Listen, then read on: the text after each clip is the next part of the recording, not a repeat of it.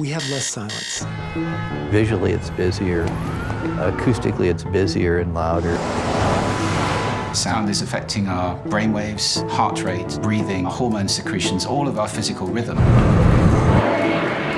The planes start at 6:03 in the morning. They usually stop at midnight, but sometimes they go to 2 or 3 in the morning. I did not sign up for this kind of noise. Why should we always be stimulated? More and more stimulated so it reaches a fever pitch.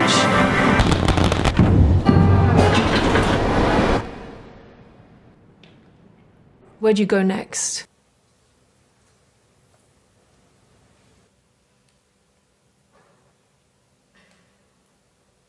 What is central to this whole situation we live in is silence. Silence returns us to what is real. This is how I see it.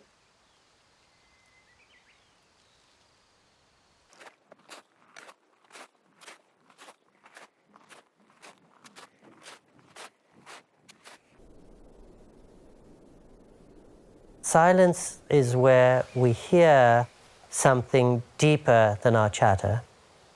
Silence is where we speak something deeper than our words.